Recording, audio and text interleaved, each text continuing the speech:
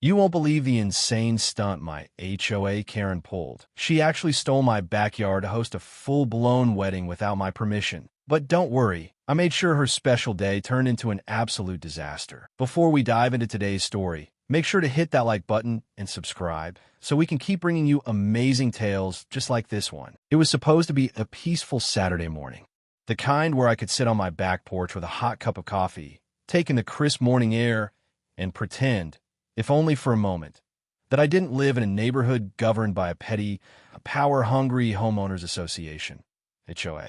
I had just finished brewing my coffee, the rich aroma filling my kitchen, when I pulled open my back door and stepped outside.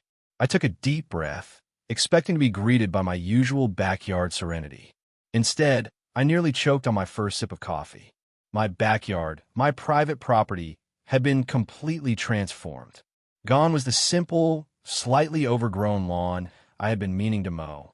Gone were the scattered garden gnomes I had proudly collected over the years, each with their own ridiculous personality. Gone was the quiet, untamed little space that I had come to appreciate as my own personal escape. In its place stood an elaborate wedding venue. Rows of elegant white chairs were lined up in neat formation, facing a breathtaking floral archway positioned in front of an extravagant white gazebo. A pristine red carpet ran down the center, forming an aisle straight to the altar. Tables with fine china and golden cutlery stood on the edges of my yard, accompanied by lavishly decorated centerpieces. Fairy lights were strung between my trees, casting a soft, enchanting glow even in the daylight. It was beautiful, but it was also mine, and I sure as hell hadn't agreed to any of this. At first, I just stood there, frozen, blinking rapidly as if trying to wake up from a bizarre dream. But the sight in front of me was very real, and the longer I looked, the more I felt my blood pressure rising. That's when I spotted her. Karen, the self-appointed queen of our HOA. The woman who seemed to think that her position gave her dominion over every home in the neighborhood. The same woman who once tried to fine me $200 for having my trash bin out 5 minutes past collection time. The same woman who had personally threatened to review my community standing after I refused to cut down a tree in my front yard because she thought it clashed with the aesthetic of the street. And now, she was barking orders in my backyard as if she owned the place. Karen stood near the gazebo, wearing an outfit that screamed, "I planned this entire thing." She had on a flowy lavender dress, oversized designer sunglasses perched on her nose, and a clipboard tucked under her arm. She was in full command mode, directing caterers, shouting at florists, and ensuring every detail was just perfect for the big day, for someone else's wedding, that they were hosting, in my damn backyard, without even bothering to ask me. I could feel my pulse hammering in my ears as I marched forward, my coffee now completely forgotten in my grip. The closer I got, the more absurd details I noticed. My own outdoor furniture had been shoved aside to make space for the ceremony. My garden gnomes? Piled in a corner like discarded junk. And worst of all, the entire setup crew was acting like they belonged here, like my yard was just some public park open for anyone to use. Enough was enough. I cleared my throat loudly, making sure I had everyone's attention. The crew froze, the caterers stopped moving, and for the first time, Karen finally noticed me. Her reaction? A dramatic sigh, followed by an eye roll so intense I could practically hear it. "Oh, good morning," she said in that infuriatingly sweet yet condescending tone she always used when she knew she was about to bulldoze someone's rights. "Isn't it just wonderful?" I stared at her. Was she serious right now? "Karen," I said, my voice low and dangerously controlled. "What the hell is all this?" She sighed again, like I was some unreasonable toddler throwing a tantrum. "Oh, don't be so dramatic," she huffed, waving a dismissive hand toward the decorations. "It's just a wedding, and your backyard was perfect for it. We simply had to use it. You never use it anyway." My brain short-circuited. "Excuse me," I repeated, barely able to believe the words coming out of her mouth. "You had to use it?" Karen smiled, tilting her head as if she was explaining something to a particularly slow student. "Well, yes. The bride and groom needed an elegant outdoor setting, and honestly, your yard was just sitting here going to waste." I took the initiative to turn it into something beautiful. She gestured dramatically to the wedding setup like she expected me to be grateful. I just stared at her, my eye twitching. "You mean," I said slowly, "you decided to trespass onto my property, completely rearrange my backyard, and throw a full-fledged wedding here without my permission?" Karen huffed, crossing her arms. "Honestly, you're making this a bigger deal than it needs to be. It's just for a few hours. We'll be done before evening. No harm, no foul, right? No harm," I repeated, my voice now dangerously close to a growl. Karen gave me another fake smile. "Oh, come on. You should feel honored that your yard was chosen for such a special occasion." I turned, my eyes sweeping over the arriving wedding guests, the bride and groom laughing and taking pictures, completely oblivious to the storm brewing behind the scenes. For a split second, I considered losing my absolute mind, shouting at the top of my lungs, calling the police, dragging Karen off my property by her overpriced hair extensions. But then, an idea struck me. A beautiful, wickedly brilliant idea. Karen thought she had me cornered, that I had no choice but to accept this. Oh, but she was so wrong. I forced a smile onto my face, one that probably looked more like a baring of teeth. "You know what, Karen? You're right." Karen blinked, clearly surprised by my sudden change in tone. I am." I nodded enthusiastically. "Absolutely. It really does look beautiful. I suppose a few hours won't hurt." Karen's expression lit up with smug satisfaction. "See? I knew you'd come around." She patted my shoulder, as if I was a child she had just disciplined into submission. "Oh," I added, my smile widening, "I'll be sure to enjoy the event very much." With that, I turned on my heel and strode back into my house, barely containing my gleeful anticipation. Because Karen had no idea what was coming next. I stormed back into my house, closing the door behind me with a sharp click, my mind racing with possibilities. My heart was still pounding with rage, but now it was mixed with something even stronger: excitement. If Karen thought she could get away with stealing my backyard for a wedding without permission, she was about to learn a very messy lesson. The question wasn't if I would ruin this event. The question was how spectacularly I could do it. I peered out the window, watching as Karen pranced around like some dictator of decorum, adjusting floral arrangements, chatting with guests, and making herself look like the generous host she clearly thought she was. The bride and groom? Oblivious. The guests? Laughing, sipping expensive champagne, completely unaware that the land they stood on was stolen. Well, they'd find out soon enough. I took a deep breath, pushing my anger aside to focus. If I wanted to execute my revenge properly, I needed to be smart. I couldn't just run outside screaming and flipping tables. That would make me the bad guy. No. This required precision. And then it hit me. The sprinkler system. More importantly, the old, semi-broken irrigation system I had been meaning to fix for months. The one that had a particularly nasty habit of pulling stagnant, filthy water from underground pipes when it wasn't properly maintained. The same system that, if switched on, would drench my entire backyard in foul-smelling, brownish sludge. A slow, evil grin spread across my face. Oh, this was going to be perfect. I raced to my garage, where the irrigation control panel was located. I hadn't used it in months, but I knew it still worked, sort of. The last time I turned it on, it had sprayed muddy water everywhere before sputtering out. But today I was counting on it. I knelt by the control panel, flipping through the settings. There was full yard flood mode. I paused for a second, just long enough to fully relish what was about to happen. Then, with one deep breath, I flipped the switch. The system rumbled to life. Outside, the wedding was in full swing. The guests were seated, chatting quietly as soft classical music played in the background. The groom stood at the altar, straightening his tie nervously, while the bride, looking radiant in her white gown, waited at the edge of the aisle, her father standing proudly beside her. Karen, of course, was front and center, looking smugger than ever, like she had personally arranged the royal wedding of the century. Then it began. At first it was subtle, a faint gurgling sound, barely noticeable beneath the soft melody of the violinist. Then a few scattered splashes, little droplets of water spraying up from the ground. A few guests shifted in their seats, glancing down at their feet, confused. Someone murmured, "Did it just rain?" And then, all hell broke loose. With a sudden, violent burst, brown, murky water shot up from the hidden sprinkler heads, drenching the pristine white chairs, the delicate floral arrangements, and, most importantly, the guests. Screams erupted. People jumped to their feet, shrieking as they were hit with foul-smelling, muddy water. The bride, once poised and elegant, let out a blood-curdling scream as a powerful jet of brown sludge shot up from the ground, soaking her from head to toe. Her once gorgeous white wedding dress, now a dripping, mud-streaked disaster.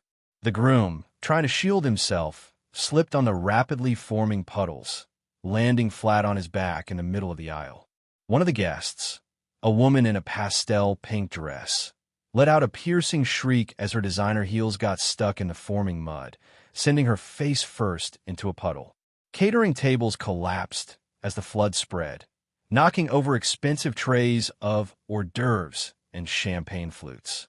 The violinist abandoned his instrument and ran for his life as water gushed from the hidden sprinklers like mini geysers of doom. The entire backyard was descending into chaos, and standing right in the middle of it, arms flailing, eyes wide with horror, was Karen. She had been standing right under one of the main sprinkler heads, meaning she got the worst of it. Her expensive lavender dress was soaked through, her carefully styled blonde hair now matted to her face, her sunglasses gone, probably swept away in the flood. "What the hell is happening?" she shrieked, spinning around wildly as more muddy water rained down on her.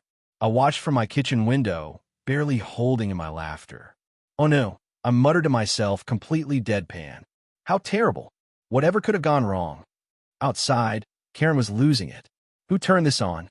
Stop it. Stop it right now," she screamed, flailing her arms like a lunatic. I calmly strolled outside, casually sipping my now cold coffee, and leaned against the porch railing. "Oh wow," I said, feigning innocent surprise. "Looks like my old sprinkler system malfunctioned. What a shame." Karen whirled toward me, rage twisting her soaked, mud-covered face. "You did this on purpose." I blinked at her. "Karen," I said, my voice dripping with mock concern, "are you accusing me of sabotaging my own backyard? That's a serious accusation. I mean, I never expect my old, neglected irrigation system to suddenly break and flood everything." Karen's face turned purple. "You little—" Before she could finish, a fresh blast of filthy water hit her square in the face, sending her stumbling backward into the mud. I lost it. I laughed so hard I almost dropped my coffee mug. Guests were running for the exits, slipping, sliding, and falling into the filth. The bride was wailing hysterically, her wedding dress completely ruined. The groom was still on the ground, trying and failing to get up without falling again. And Karen? Karen was on her hands and knees, drenched in muddy water, her makeup running down her face in black streaks, looking like a drowned raccoon. For the first time ever, she was completely speechless. I took one last sip of my coffee, sighed dramatically, and turned back toward my house. "Well," I said cheerfully, "I'd love to stay and help, but since I wasn't invited, I'll just leave you all to it. Have a great wedding." And with that, I went inside, locked my door, and laughed until my ribs hurt. I barely had time to catch my breath from laughing before the knocking started. Well, knocking wasn't the right word. It was more like furious, desperate pounding, the kind you'd expect if someone was being chased by a wild animal. I already knew who it was. Karen. I could hear her voice, shrill and rage-filled, screaming outside my door. "Open this door right now. You did this. You ruined everything." I took a deep breath, composed myself, and opened the door just a crack, making sure to keep my expression as calm and collected as possible. "Oh, Karen," I said, blinking at her innocently. "You're soaking wet. What happened?" Karen looked like something out of a horror movie. Her once pristine lavender dress was drenched in muddy water, clinging to her like a second skin. Her blonde hair was plastered to her face, completely ruined. The makeup she had carefully applied that morning had turned into black streaks running down her cheeks, making her look like a deranged raccoon. She jabbed a shaking, mud-covered finger at me, eyes blazing with fury. "You did this on purpose," she screamed, her voice breaking with rage. "You turn on those sprinklers. You ruined my event." I gasped, putting a hand over my heart. "Ruin?" I echoed, feigning deep concern. "Karen, are you saying the wedding wasn't a success? But you worked so hard." Karen let out a noise that was somewhere between a growl and a scream. "You think this is funny? You just cost me thousands of dollars." I tilted my head, pretending to think. "Well, technically, I didn't cost you anything, since you didn't pay for the venue." Karen turned an even darker shade of red, her fists clenched so tightly her nails were digging into her palms. "I was doing something nice," she spat. "You don't understand the kind of connections I have. You just made a huge mistake. I will make sure you pay for this." That's why I pulled out my phone and held it up between us. Karen's eyes flickered to the screen, where a clear, HD video of her setting up the wedding in my yard played back in real time. Every single moment, from the chairs being arranged to her smug little speech about how I wouldn't mind, was perfectly documented. She froze. Her mouth opened, then closed. I smirked. "Funny thing, Karen," I said, my voice laced with amusement. "This little video? Yeah, it's already been sent to my lawyer, along with a police report. Because, you see, what you did today is called trespassing. And, considering you literally threw a full-blown event on my land, it might even qualify as theft of services." Karen's face drained of color. You wouldn't." "Oh, I already did." I cut in, still smiling. "Cops are on their way. Just to clear up this little misunderstanding." Karen let out a strangled sound, her rage morphing into panic. Wait. You don't have to do that. This was all just a big mistake. We can work something out." I raised an eyebrow. "Oh, like what?" Karen floundered for a second before straightening, plastering on a fake smile despite the mud still dripping from her hair. "Look, I can make this up to you. Maybe we can split the profits. You let me use your yard for future events, and I'll give you a percentage. Think of it like a business opportunity." I almost burst out laughing. The sheer audacity of this woman. I leaned in slightly, lowering my voice. "Karen," I said slowly, "I wouldn't let you use my backyard if you paid me your entire HOA salary." Her smile twitched, faltering. "But, no, Karen," I said, finally dropping all pretense of politeness. "You stole my property for your stupid event. You didn't ask. You didn't even apologize. And now that it's backfired, you suddenly want to work together? No, we're done." And with that, I shut the door in her face. The muffled sound of her shrieking in frustration was music to my ears. The cops showed up about 20 minutes later. By then, most of the guests had already fled the scene, trying to escape the absolute nightmare of a wedding disaster that had unfolded. The backyard looked like a war zone, with chairs overturned, tables collapsed, and streams of muddy water still trickling down into the grass. The bride and groom were inconsolable, the bride still sobbing hysterically about her ruined dress, while the groom just sat there, staring blankly at the mess, looking like his soul had left his body. "Karen?" Karen immediately tried to spin the story when the cops arrived. "This is all his fault," she shrieked, pointing at me the moment they stepped onto the property. "He turned on the sprinklers on purpose. He's a menace to this neighborhood." One of the officers, looking supremely unimpressed, held up a hand to silence her. "We already saw the video, ma'am," he said flatly. "We're going to need you to calm down." Karen froze, her mouth snapping shut. "You do understand," the officer continued, flipping through his notes, "that you entered private property without permission and held a full event here, correct?" Karen opened her mouth, closed it, opened it again. But it was a community event." "No, ma'am," the officer said. "It was a private wedding that you organized on someone else's land. That's trespassing. And since there were vendors involved, it could also be considered unauthorized business use of private property." Karen's face went pale. I folded my arms, watching in pure satisfaction. The officers ended up writing her a citation on the spot, and I let them know I'd be pursuing legal action for damages. The best part? The HOA board was already getting involved, and considering how much of a spectacle this had been, Karen was looking at a possible removal from her position. It was a glorious day. The aftermath was legendary. Word spread like wildfire through the neighborhood. The next morning, my phone was blowing up with messages from neighbors. Some laughing, some just shocked at Karen's sheer entitlement. Someone even sent me a video that had gone semi-viral in the local Facebook group. A glorious, slow-motion shot of Karen getting blasted in the face by a geyser of muddy water. I watched it at least 20 times. Karen, for her part, tried to do damage control. She put out a long, dramatic Facebook post about how she had been betrayed by an ungrateful neighbor who doesn't believe in community spirit. Nobody bought it. In fact, the comment section roasted her alive. People posted memes. Someone made a gif of her slipping in the mud. One person even photoshopped a wedding invitation that said, "Hosted at Karen's swamp," and posted it. Karen tried to fight back in the comments, but eventually deleted the entire post out of embarrassment. The best part? A week later, the HOA had an emergency meeting. Karen was voted out as president. And me? I sat back in my freshly cleaned backyard, sipped my coffee, and enjoyed the peace and quiet. Because for the first time in years, Karen finally shut up